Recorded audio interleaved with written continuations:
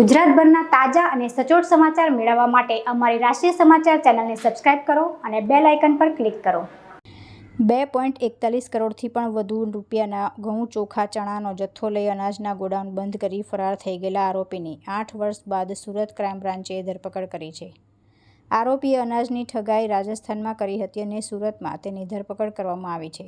Surat crime બ્રાન્ચે Kanubhai ઉર્ફે સુનિલની ધરપકડ કરી છે। આરોપી પોતાના 2 સાગરીતો સાથે 1 મે વર્ષ 2024ના રોજ રાજસ્થાનના કોટા અનંતપુરા ખાતે આવેલ દુકાન નંબર 245માં અનાજ કરિયાણાનો હોલસેલમાં વેચવાનો ધંધો સુનિલ જૈન સાથે કરતો હતો।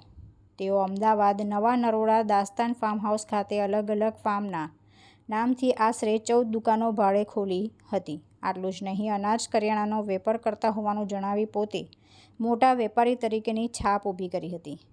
ફરિયાદી વેપારીનો ભરોસો આરોપીને કેળવી તારીખ 3 એપ્રિલ 2017થી લઈ 14 જુલાઈ 2017 દરમિયાન ટ્રાન્સપોર્ટ મારફતે ટ્રકોમાં ઘઉં, ચોખા, ચણાની આશરે 13,353નો જથ્થો લઈ અનાજના ગોડાઉન બંધ કરી નાસી ગયા હતા। આ અનાજના જથ્થાની કિંમત 2.41 કરોડ રૂપિયા હતી। તુલસી શર્મા સાથે રાષ્ટ્રીય સમાચાર, સુરત।